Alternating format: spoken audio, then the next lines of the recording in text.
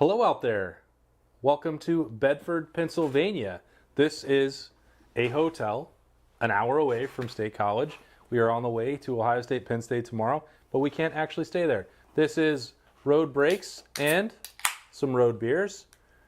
Bill Landis, Jeremy Birmingham. Bill's is already open. Hello. Berm and I open it. We are trying some New Trail Brewing. It is from Williamsport, Pennsylvania, which not most famous for their beer, but we're going to find out how this goes. And they're most famous for the Little League World Series that gets played there annually. I'm drinking a Yingling, Tell us about it. Pennsylvania's finest export. Is that the oldest brewery in the United States? Oh, let me double check. Yes. From Pottsville, PA. Got it. You've learned something tonight, America. You're welcome. We'll see you next time. If you didn't see the first version, our friend Card Collector 2 in Grove City, if you are not back into sports cards or if you've always been into it, doesn't matter. You need to make sure that you go check him out.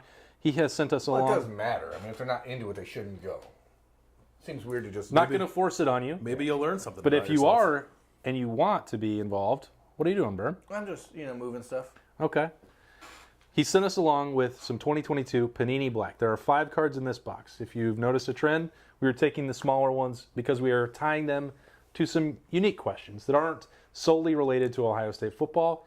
Bill Landis has acquired them over the last week, so he's going to read those out as we open these cards one by one. We just asked this on Friday morning. We're like over the last 3 hours. This guy's like the last week. Do you know anything about how time works? Not really. Me neither. I know less about how cards work, but that's where you come in. We went to Old Bedford Brewing earlier. What did you boys make of that? It's the only brewing opportunity in Bedford, old or new. But they've continued to do a nice job with the beers there. We were there, 4 years ago? And I think we were probably there 6 years ago at some juncture, if you had to guess, or you probably were. But I like how it's directly tied into a biking and kayaking store in case you want to get really just messed up and go riding off the rails. I like that kind Not of... recommended. No, and you shouldn't do that, but if you wanted to, this is the place to go. Bedford, PA is your spot. It's the spot for bikes and brews. Bill has also got some, heartstring interest in the Phillies tonight. That's right. What time is it? We got an hour until first pitch and the beginning of a sweep for the Fighting Phils. That's not all we're watching on the television tonight from our hotel in Bedford, PA. Ohio State 2024 commitment Dylan Raiola is on national TV tonight. If you have ESPNU, you can find him there at 9 p.m. Central. The number 1 ranked player in the country. Why are you giving him 9 Central? I'm sorry, 9 p.m. Eastern, 8 p.m. Central, 9 p.m. Eastern. He's the best player in America, regardless of class. He's visiting Nebraska this weekend, folks. Don't worry, not a big deal. But just to see family. He's going there to see his family, who's coming in from Hawaii. That's how it's pronounced, Hawaii. But what's the state fish? Huma huma nuka nuka apua. That's right. Can't argue that. So, yeah, there's a lot of good sports on TV tonight. A lot of good sports on TV this weekend, but it starts today as we celebrate Bill's Phils. Go Phils. Yeah, and then we'll be up bright and early tomorrow to hit the 2-lane highway and crazy traffic on the way into State College, Pennsylvania. One of the questions, let's just ask that now before we even open it. Of all the people that wanted to know, that found out this week that you did, somehow people didn't know until now, that you went to Penn State. I did go to Penn State. Twitter user Nomads. Friend of the show. Friend of the show. Family of the show, for some of us. Wanted to know how you balance going back to cover your alma mater and against the team that you now cover. Yeah, it's pretty easy. I didn't grow up a Penn State fan. I guess it was the college team that we watched, but Philadelphia is not really a college football city, so... Big Temple guy. Big Temple Owls guy, yeah. Just much more of a pro sports fan, so, I went to Penn State, I went to the games, I cheered when I was at the games, but it was just very easy for me to let go of it once I became a journalist, so it's not weird. I like going back there because I don't get to go back to State College very often. I think outside of going back there for work, I've probably been back there twice since I've graduated, 2 or 3 times. So I do enjoy going back for the game because it's usually a big game, and I like covering big games. But in terms of emotional attachment to Penn State, I have none. I have really good memories of going to school there, and I had a good time there. But I don't cheer for the football team. Is this the byproduct of growing up in a state where the professional teams generally win, and so like you care about the professional. Is that teams. how it always was? It wasn't that way for No, my childhood. I'm yeah. from Ohio, right? There's Bengals, Browns, Reds, Indians, traditionally, or Guardians, whatever. They don't traditionally win, so people flock to Ohio State because that's what it is. And also, how real to life was Silver Linings Playbook? Well, that took place in Delaware County, Okay, which is not in Philadelphia. that's where George Washington sailed the ocean blue. Correct. Did what now? George You Washington. know, when he famously sailed the ocean blue. How did you already skip straight from covering Penn State, Ohio State to being an Eagles fan? I'm just trying to figure out because he says he didn't grow up. Well, no, it's the thing. Like, it's like Penn State was on TV in Philadelphia when they played, but it's like sports talk radio didn't talk about them. They weren't on like the daily sports talk shows. It just like wasn't front of mind ever until I got there for school. Yeah. I was there for 5 years. Victory lap. Take it if you can. Highly recommend it. Because see, in Ohio, like it was all Ohio State, Not the same way. right? In parts of Pennsylvania, it is that way. Not in Philadelphia. But it's not like people didn't want to talk about the Browns and Bengals. They just felt bad doing so because it was embarrassing. Yeah, I mean the Birds were bad when I was. Well, they got better as I was older, but they didn't win a Super Bowl until I was already living in Ohio. Well, I mean, Bengals and Browns fans know all about winning Super Bowls. They do. They famously won very many of them. That's true. They're great. I also started my career covering my alma mater, and I thought that was an interesting contrast because I feel like when I was covering Wyoming, and I'm in a similar situation as you. I didn't really plan on going to Laramie for college. I didn't want to. It's not my intention. I didn't really cheer for them after we moved there in middle school for me. So I didn't have any real attachment to it. And like the first day that I got to school, I went straight to the branding iron and started working there. Like I didn't ever really get in the stands and get into 12th man or, being out in the 72-20 elements. Like I always covered the team. I mean, isn't it just 12 men there watching the game rather than the 12th man? Like At Wyoming? Yeah, how many people you're show up? selling, you're It's selling the photo only- short. For your I know university nothing in the state. about this state of yours. Tell me what, as you look back growing up in Wyoming, what was your favorite part? This guy. Was it like the cows or was it the mountains? If you had to choose one. Of the two, the Cows or mountains. mountains? Yeah. I mean, I like. I knew he was going to pick mountains. This guy's so predictable. I mean, I was able to both. I learned how to ski and snowboard. I did some competitive skiing. You were able to buy outside of Casper. You could get a full year pass ski lift for like $200. And it was 15 minutes from my house. It was incredible. Like having that was awesome.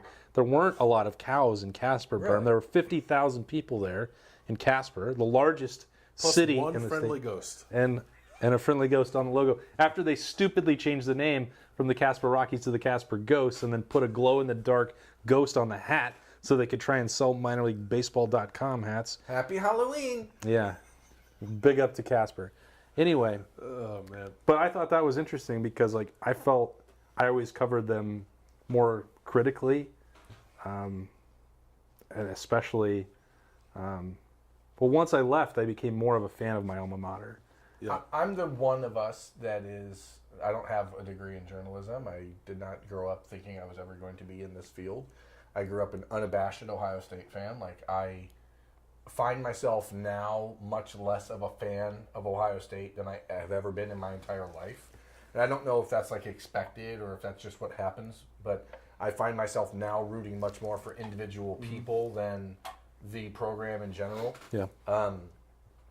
My family, who, there's still a lot of Ohio State fans, every game, whenever there's like a big game, like, how do you go there and do that without, I'm like, I just go and I do my job and that's it. So I will allow myself, in my entire life of now covering Ohio State for 12 years, there have been 2 times when I've ever felt I potentially crossed like the line as far as being on the field, watching the game and celebrating or allowing myself to get caught up in what happened on the field.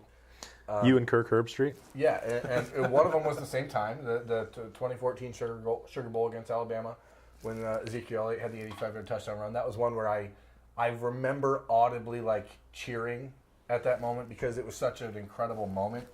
And then the other one was Curtis Samuel scoring in the touchdown in 2016 in double overtime. And that was instantly replaced with worry for my life because I thought I was going to then die immediately as soon as he crossed the goal line because people started like coming over the fence onto my head, which was a little bit of a concern. That's not easy to do when you have 30 pounds of camera equipment on you, and then you realize that there are people stepping on your head.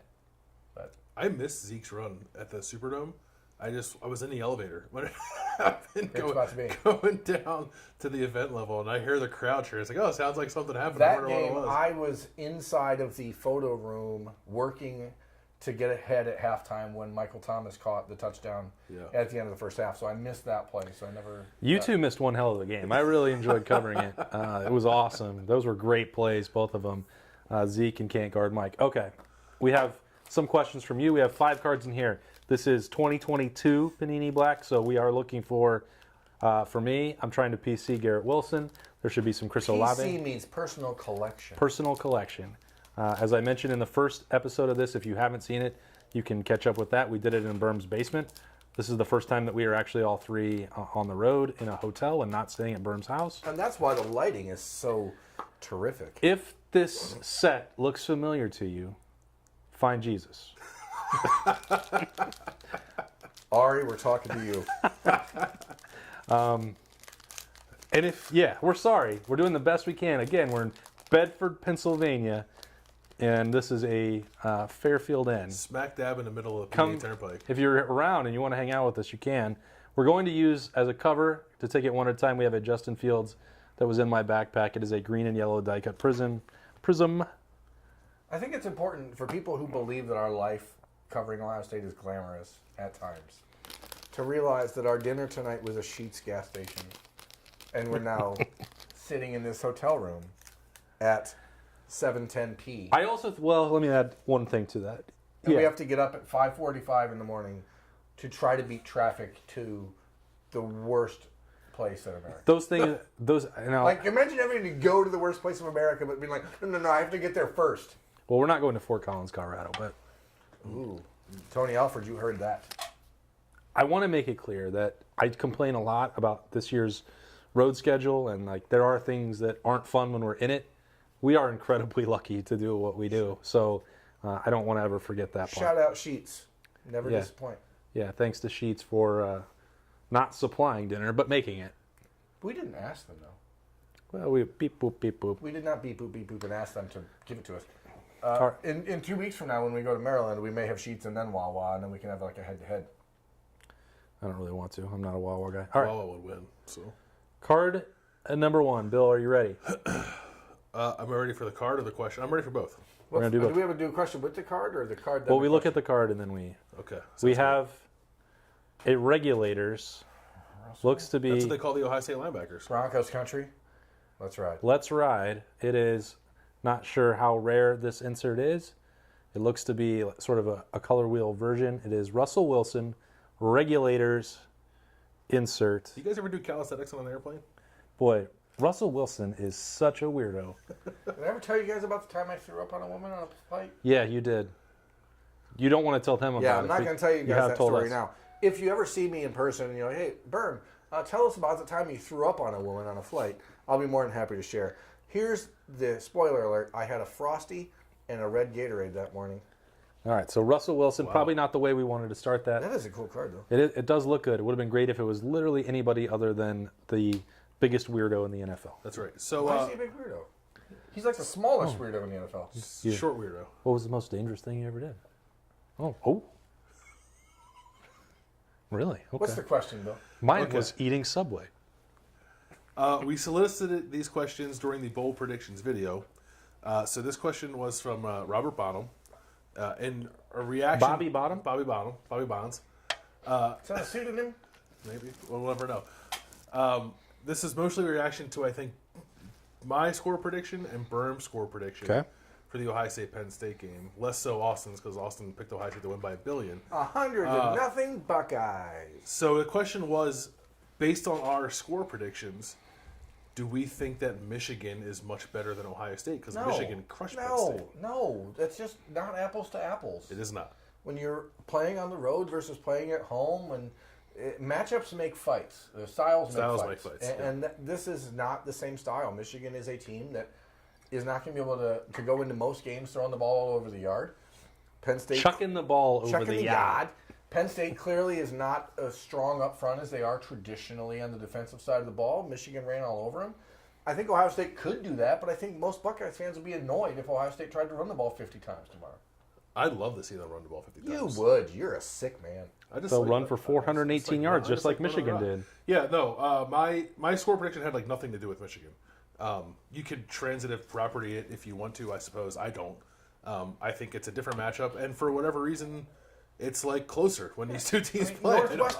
Northwestern lost to Penn State 17-7 at home, right? In a monsoon. Yeah. But you can't compare these things. It's not all the same. So no, I don't think Michigan is much better than Ohio State right now. I still think Ohio State's better. I'll go out on a limb and say it.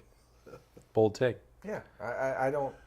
It's not the same thing, and you can't compare what happened 3 weeks ago at Michigan when Penn State just walked in and didn't know how to play offense. Ohio State's defense. Ohio State's defense is different. Ohio State's offense is different. It's not the same thing. I sort of worked up this theory on the fly when Bill and I were talking with Audrey Snyder earlier in the week. Like, I think the part of the reason that Penn State in the last 5, 6, 7 years has been able to keep it close was that, they had more talent accumulated in the lines, and Ohio State wasn't playing a physical brand of football, particularly on offense. They were not trying to run it down anybody's throats, especially since Ryan Day was around. Now, 2019, we can, maybe quibble over that. They were pretty balanced that year, but Penn State is much more evenly equipped to handle Ohio State at cornerback, at wide receiver, the skill spots. And if Ohio State was trying to play that game, a more quote-unquote finesse game, that allowed Penn State an opportunity where Michigan was never going to try and play that way. And they knew who they were and what they were going to do right from the start. And maybe that helped neutralize some things where the reality is Penn State's roster is still not on level footing with Ohio State.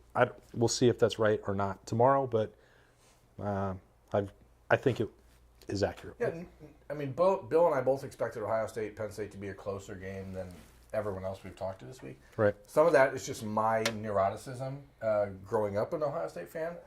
Some of that is just understanding that this game, when you're playing at Penn State, feels different than it. If this game was in Columbus tomorrow, I don't think I would have that sort of nervousness. I pick a bigger spread. Yeah. But if what do they normally say in college football? 3 points. 3 points. So I picked Ohio State to win 49-35. It's not like I'm picking it to be a last-minute field goal win, but yeah. I just don't think they're going to cover a spread that I think is just too high. Okay. Bill, you want to pull number 2 here? Pull card number 2. Yeah. Let's do it. All right. What do we got? Looks thick. That's thick. Thick boy. Thick boy. Ooh, that's nasty. Tyquan Thornton, who I don't know anything about him. I like his name. It is a 4-color futuristic patch. Number 2 out of 50. That's a jersey number. He's a Patriot. Ooh, jersey numbered 4-color patch. I've never heard of Tyquan Thornton. He's caught a few passes for the Patriots. Here's the thing about Baylor guy. Folks, if you're out there and you're a card collecting, want to turn around and sell it type, if that player plays for the New England Patriots or the Green Bay Packers, you're doing better than you would if they played for someone else. Jersey number 6, 4-color patch. That's pretty awesome. Futuristic. That is a very cool card. Tyquan Thornton. That is. Yeah, Baylor. 2nd round pick out of Baylor. Yeah, you don't see many 4-color patches out there. I know he's caught a few passes. And the jersey. So cards like this are serial numbered. There are 50 of that card. That is number 2 out of 50, and his jersey number is number 2, which makes that card probably a little more valuable than it would be otherwise. I think he's played a little bit because I snuck him onto one of my daily fantasy rosters on Monday.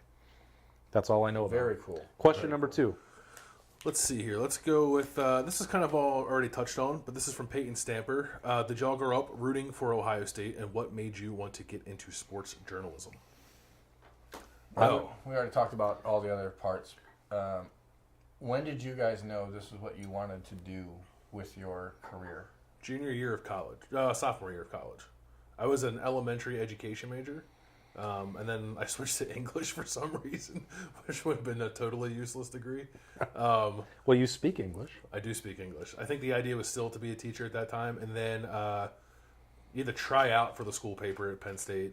So I tried to sing a song or do a dance or what? They basically gave you a set of facts, and then you had to write a story. It was about. I actually still have the story somewhere. It's about a fire in the library, and either write a quick Did a news. cow start it? Maybe, perhaps. And Damn State College, you, and Mrs. State College, O'Leary! in State College, Pennsylvania. It's not out of the question. But like I had done some like high school paper stuff, but we didn't have like a very serious high school paper. But I liked writing. I liked sports. I found out that I liked writing for the paper, and it just kind of snowballed from there. Once I knew, I had considered up to a point playing college golf, and Austin was a state champion golfer No. in Wyoming, folks. Just so it's you know. it's not accurate when you call me. I was His team. my team won the state And championship. you were a part of your team. I was. There's but, no I in team, but but I there is wasn't the an Austin. individual medalist in Wyoming. I think that gives a. I don't. You have a ring that says state champ. I do. And I'm proud of the We're banner. not talking that about we put. my state championship expedition again. I was Bill. going to bring it up. Son of Once I decided that probably wasn't a pathway to an actual professional career, I wanted to be in sports, and I have always been relatively good at writing. Initially, I thought broadcasting. My senior year in high school was the first time I took any kind of journalism writing class at Kelly Walsh High School, and I started writing. I think it was maybe once a month or whatever. You had a long time to work on things, and I wrote a column about the cross-country ski teams. So Casper has two high schools, Kelly Walsh and Natrona County. They traveled together. They became very good friends. They wound up tied at the state championship. And rather than go to a playoff because they were all friends, they decided to split the state championship. Oh, come and I on. said, this is a joke. I wrote a column in the school paper that comes out once a month. I'm probably the only person to ever criticize their classmates over a decision that everyone's like, this is great. You You're all should have friends. challenged every person there to a race. Well, yeah. I mean, I would have claimed the title for myself, but I did not ever actually ski cross country. And I'm like, wow, that was kind of It fun. was cross-country skiing? Or was it even like cross-country no. running? Cross country skiing. Wyoming. But yeah, it's Wyoming. Oh, boy. And I thought, I kind of enjoyed that because you can argue with me all you want, but all my thoughts are right there, and I'm right. The first day that I showed up, as I said already earlier in the show, I went right to the branding iron.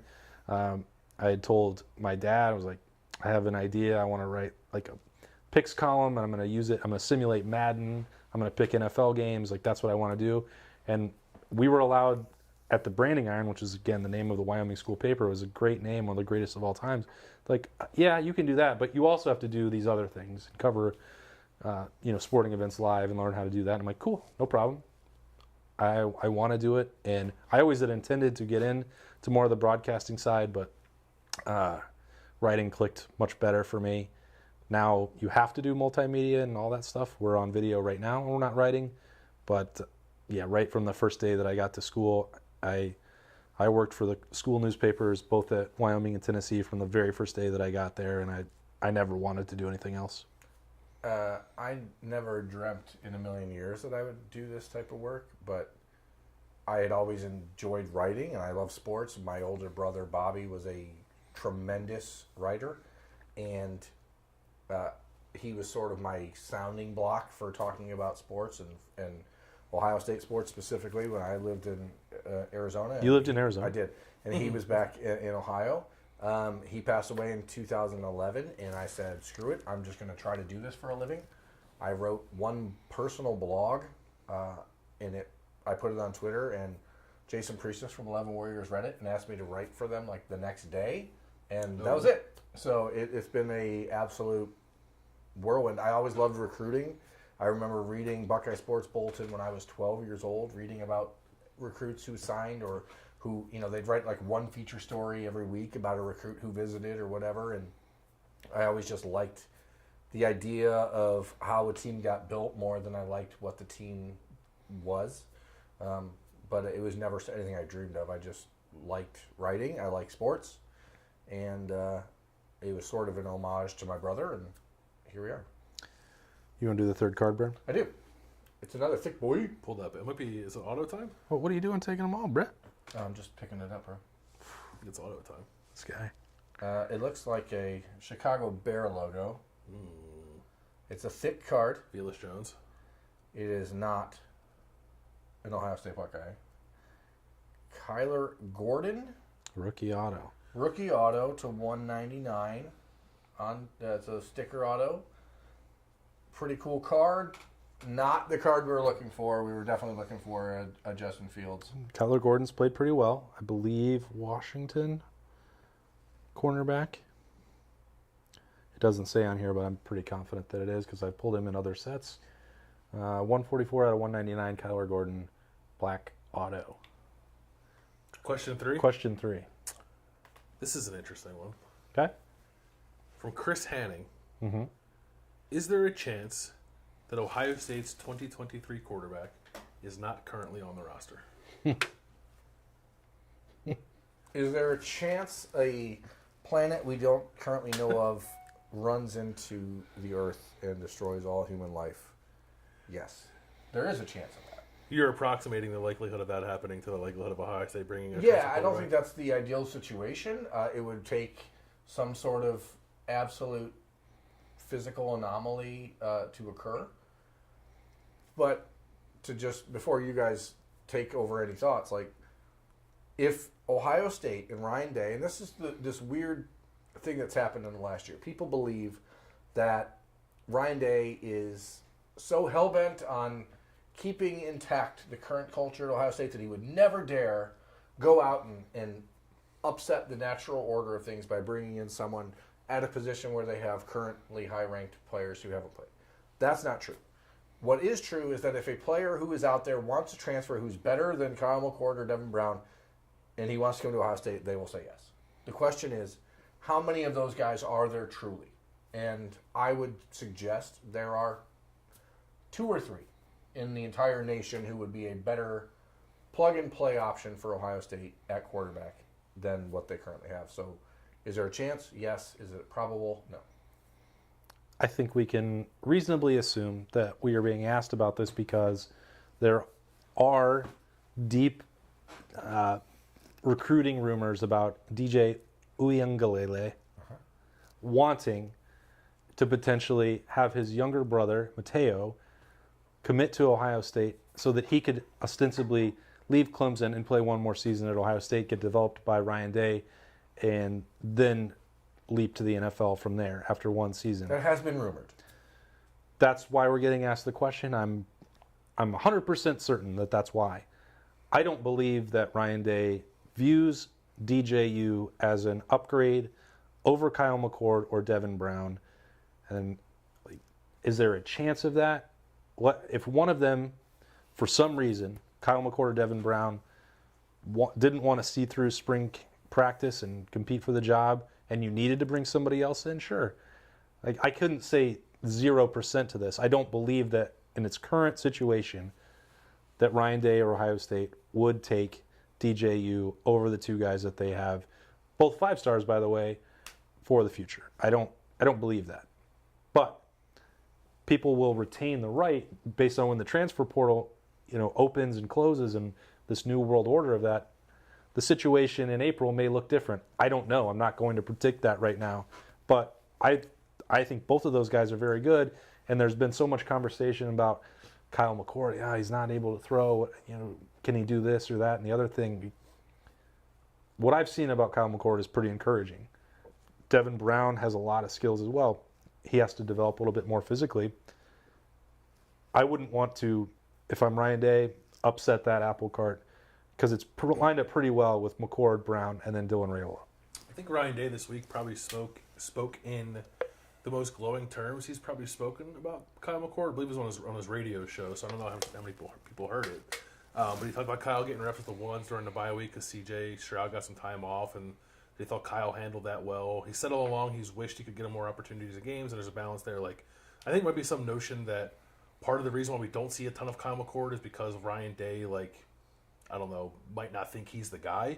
I don't believe that to be true. I think right now I would say that Kyle probably is the guy. Devin Brown's really good.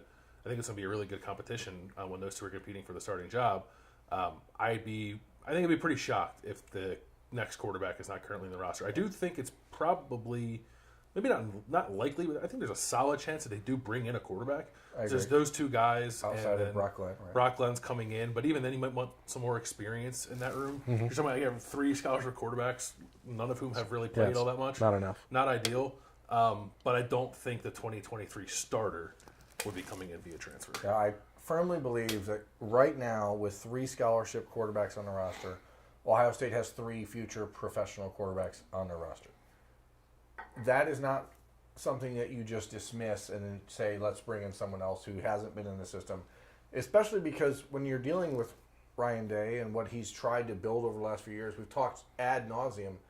Boy, he hasn't had a quarterback play 3 years. He hasn't had a quarterback be there 3 years. And now the first time he has one, he's going to automatically pass him up for someone who's not been there. I just don't see that happening. Ryan Day believes firmly that his system is best served by a quarterback who's been in the system. And he's going to have, with Kyle McCord, heading into the spring, a player who has had more time in his quarterback system than any quarterback he's ever had. And that matters. And Kyle McCord is going to be a professional quarterback, yes? I think so, yeah. Yes? Yeah, I mean, there's no doubt about it. We all believe the same thing. That doesn't mean Devin Brown's not going to push him for it, but I think that you're chasing ghosts if you are out there trying to bring in someone other than those 2 guys. Unless, like, Bryce Young wants to transfer. Other than that, like, what are you doing? Yeah, I guess that's the one, like, who knows who might jump into the portal, but... Like I said, that list is very small. Yeah. So yeah. that just seems unlikely. Next card, next question. Card number 4. It's backwards. It looks like it's a patch auto. Oh, boy. What am I seeing? Seeing like a Kenny Pickett, maybe? Packers. Romeo Dobbs? Probably going to be... Oh, it's neither. Is it a vet? Christian Watson. Christian Watson? Oh, that's a cool It's a patch. nice 2-color patch, 62 of 99. It's got a nice... It's a different signature. Silver ink? Silver ink. Christian Watson. Traded up to number 34. Packers receiver. The Packers are struggling. Who's Christian Watson? Where did he play? North Dakota State. Go Bison. Bison. It was a nice card. Go Bison, Panini Blacks, and get a chance to make this card your own. Yeah, well, there's only 98 others like that one, so an opportunity for it. It's cool. I think probably through 4 cards, we're not feeling great about matching the retail value of this box from Card Collector 2. I think the Packers have one of the best uniforms in the NFL. I yeah, know it's they're great. classic, but they're just very cool. Yeah. All right, next question. Question 4. Berm probably has a more comprehensive answer to this than Austin and I would, but I think we can probably answer at least half of it. What is your favorite win of the Cooper, Tressel, Meyer, and Day eras? Each one? Each one? Each one. 4 wins, 1 from each era. Okay. Cooper would probably be at Notre Dame in 95. 45-26, I think, was the final of that one. That was one of those games where it had been like 60 years since the 2 teams had played. I think, And they went into South Bend and did everything they had to do. That 95 team was so fun to watch. I mean, again, you have Heisman Trophy winner, Orlando Pace, Biletnikoff winner in Terry Glenn. Just a really first-round pick at tight end and Ricky Dudley. Bobby Hoying was great to watch. They had a really fun team. Obviously, Tressel was the national championship game against Miami. That's a no-brainer. That entire season was sort of like, I imagine what be like heroin. I'd be like, I hate myself for loving this. Why do I love this? That game was insane. That's what heroin addicts say. I imagine, folks, America, if you're on heroin, tell us if that's how you feel. The Urban Meyer era, again, I think we've already talked about it, that the Alabama game and the Sugar Bowl, because that was clearly the national championship game in the 2014 season. That was not the Oregon game. I remember walking into Media Day in Dallas ahead of the Oregon game and going, oh, Buckeyes won this one. Because Oregon looked like a high school team, and they were not going to beat that Ohio State team. Right. And on the flip side, walking into Media Days at the Sugar Bowl or at the Superdome, going, oh, Ohio State's not going to win this one, because that Bama team was gigantic and they were scary, and I felt weird looking at them, like, wow, this team does not belong in college football. Somehow, thank you, Lane Kiffin. I know you're probably watching this, Lane. You're watching everything. Shout out to Lane. You stopped giving 2009 balls. You stopped giving the ball to Derrick Henry, and Ohio State fans owe you a lot for that. I didn't feel that way before the Sugar Bowl for Ohio State. I predicted they would win. Yeah, but Famously, you were like the only one. You were the only one out of like 60 ESPN workers at the time. Well, it depends on which version of the Chase you read, but it. I thought the Alabama players were incredibly tight, and They probably were, but that doesn't change how I saw them when I walked into Yeah. the Superdome. And was like, those guys are like men, and Ohio State was playing Jacoby Boring at center. And I was like, that doesn't seem like a fair matchup when you look at Ashante Robinson or whatever his name was. Ashawn Robinson. Ashante. She had some bangers. rest in peace. And you're watching it, real and you're like, well, those guys, that doesn't look like they play the same sport. Yeah. Somehow Ohio State won that game with Chase Ferris at right tackle. You know what I mean? Yeah. Let me Right. finish. You the can thought. finish, yeah. Ryan Day era, Clemson in 2020. Yeah. Just because I know how much that meant to like those guys on that team personally, and especially to Ryan Day, like he went into a dark, dark place for about 10 months straight after the Clemson loss in 2019, and there was so much worry and consternation about not getting a chance to make that right after everything that happened in 2020 with COVID and thinking the season was going to be canceled and everything that they did that year. So, like, on the flip side, the win in 2014 against Alabama, that was the national championship to the country. In 2020, beating Clemson was the national championship for Ohio State, and they went in there and did whatever they wanted to Clemson that day and would have put up 80 points if Justin Fields didn't take that hip pointer or rib shot or whatever, all of the body parts that were not working at that point. And I just know how much it meant to them to win that game because Ryan Day was like singularly focused for 10 straight months. I think that one of the most memorable wins of the Urban Meyer era for me to cover was his first road game at Michigan State, and for a lot of reasons. Started like I got so many stories out of it with the championship toast the night before, and Zach Bourne and John Simon and all these guys that I was covering them while they were there, and now it's 10 years later, and they're grown men and can tell stories and want to hang out with us, but being around for that and the Braxton Miller era at that point was really starting to take off, and what he did that I just had to put the game on his back, and I had different responsibilities then for ESPN, so I could spend like in the fourth quarter a lot of time on the field. And I remember Braxton, the game ended, and I don't remember what the numbers were, but he had to carry it so many times, and he threw the touchdown to Devin Smith, and it was like the whole game was on his back, and it ended, and he wouldn't let go of the game ball. He carried it over to the band, and they were playing that new Buckeye Bounce song, wouldn't let go of the ball. Went to hug Shelly Meyer, wouldn't let go of the ball. He carried it for 30 minutes till they got all the way back to the locker room. And I remember writing a feature about that for ESPN. Like, people were calling this the Big Ten baptism for Urban Meyer, as if he hadn't been in the SEC for a decade before that, and played in much tougher environments than Michigan State. But like there were a lot of just things throughout the day that stood out, and like Ohio State easily could have lost that game. They went on to go undefeated. Really sort of gave some jet fuel to what would be coming in 13 and 14 and 15 and beyond for that Urban Meyer era. So it was cool, and you could tell in the moment what it was going to mean. It wasn't a hindsight thing. Oh, well, that was the one where everything changed. You could you knew that was what was going to happen, because they hadn't played great really in those first few games. And there wasn't an expectation that with that roster, Ohio State would go 12-0. And I think that if they had had the opportunity to play Notre Dame, they would have beat them. And a lot of things came out of that where, That's why I think Michigan State in 2014 is the only game that really is comparable for me other than the Alabama game. Yeah. Because when you're talking about a game that sort of said things are different right now, something's happening. Yeah. That Michigan State game in 2014, again, Devin Smith, like JT Barrett went into East Lansing and like it was kind of back and forth. We had those Eli Apples for a start. It was, you have those moments like this does not look right, and then the Buckeyes just avalanched them. So that would be the other one for me. To say, I mean, obviously it's the Sugar Bowl win over Clemson is Ryan Day's best win, but the 2019 onslaught against Michigan was eye-opening, and it really should have led to Jim Harbaugh being removed from his job, and if not, then the 2020.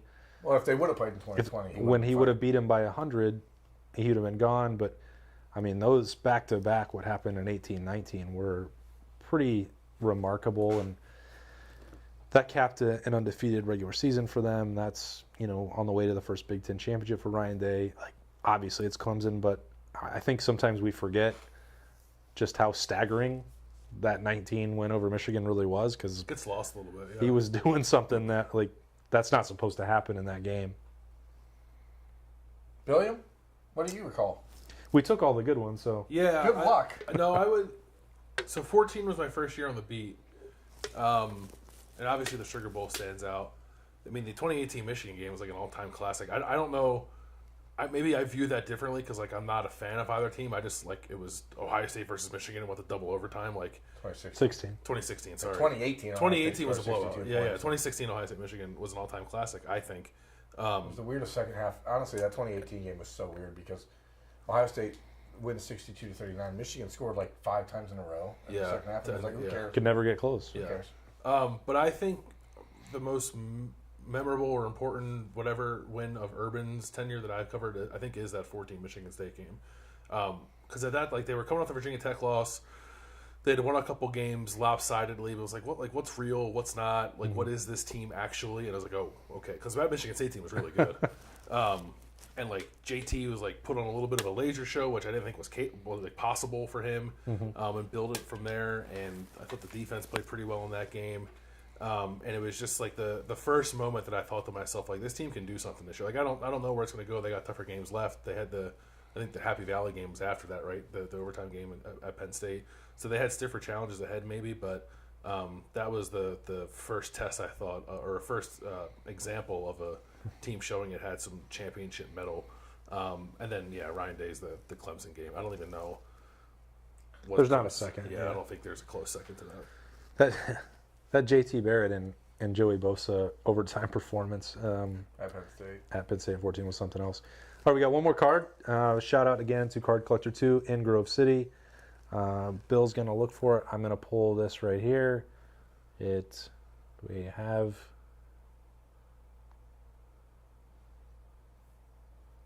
I don't know. Card. Charles Cross. 5 of 75. Offensive lineman, baby. Let's That's go. going to the Bill Landis offensive lineman PC. Wow. This was not, looks like a sort of lava parallel. Not. How much is this pack of 5 cards? $250? I think it's around $230. They're fun. They're beautiful. We didn't hit a great one, which is a reminder that's helpful even for us here, or especially for us since we're doing it, that there is no sure thing. Kyler Gordon, Christian Watson, rookies, Tyquan Thornton.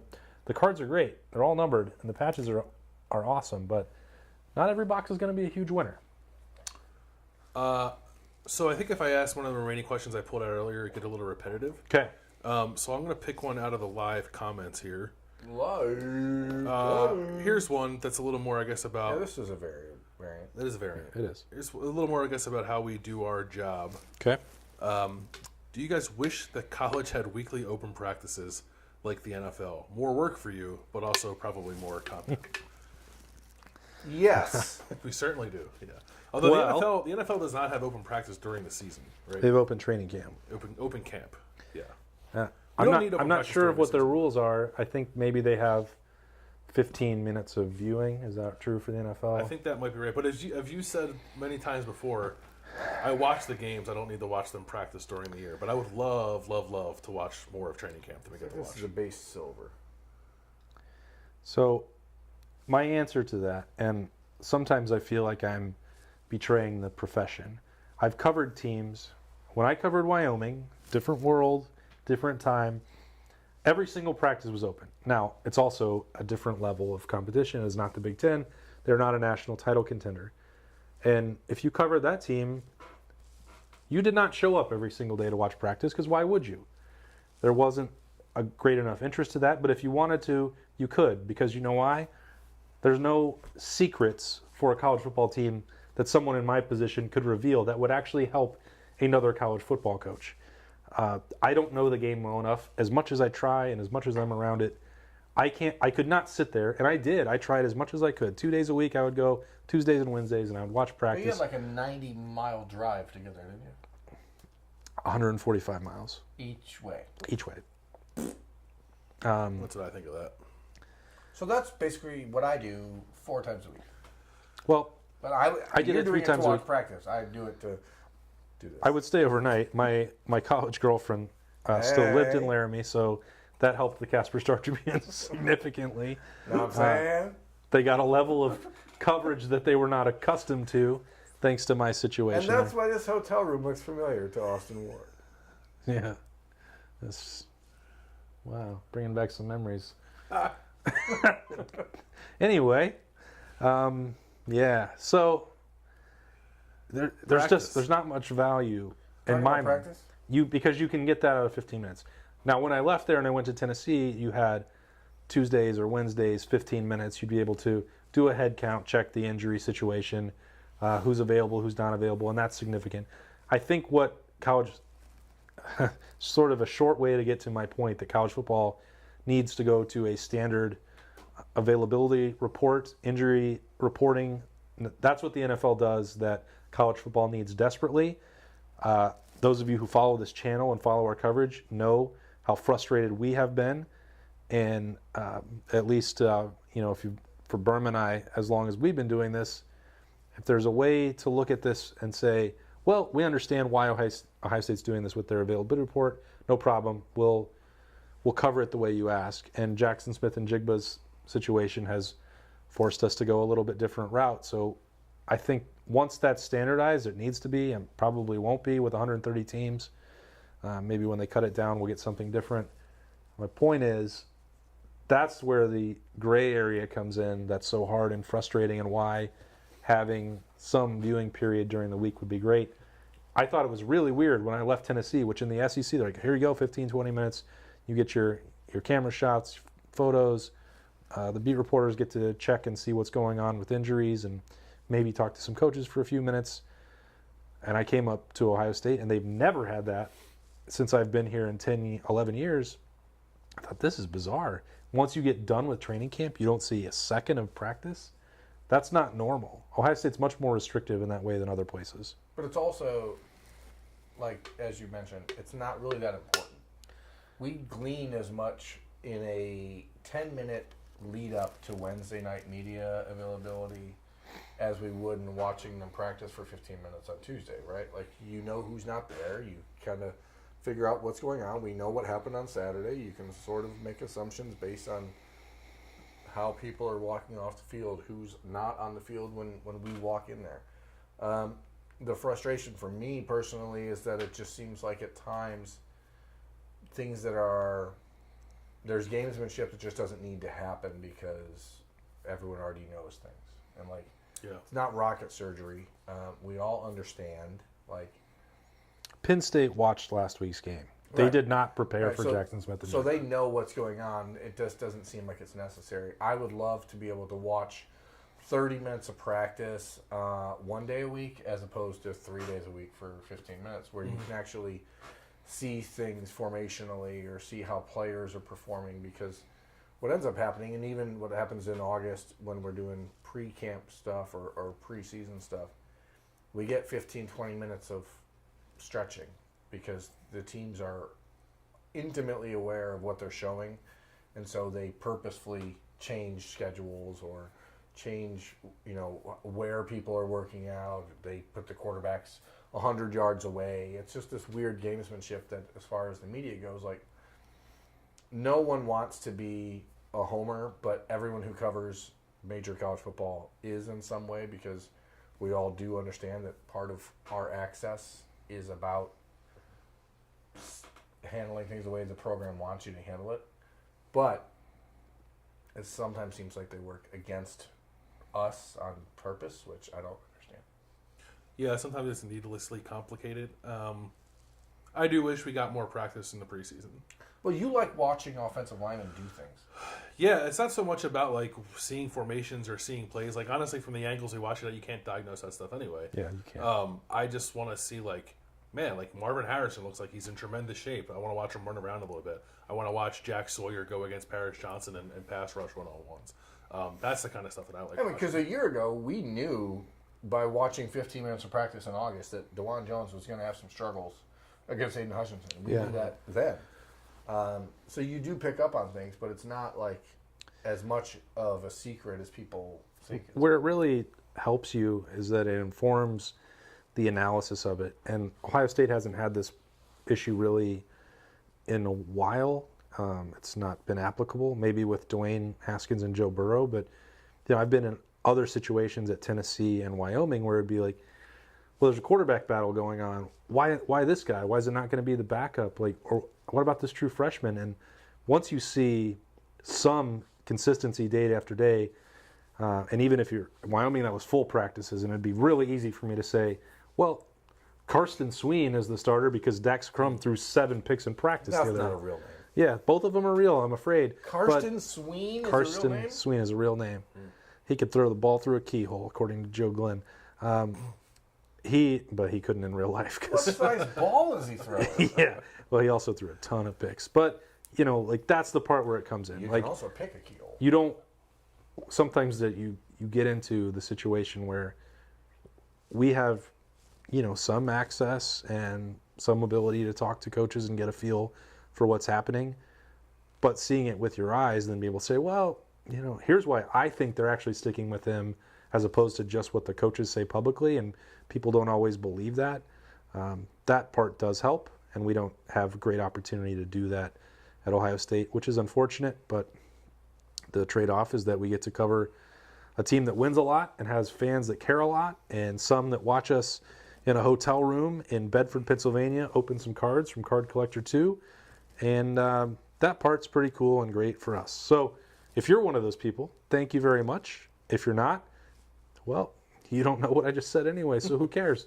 That's Bill, that's Berm, I'm Austin. We are going to see you tomorrow in Happy Valley. It's Ohio State and Penn State at noon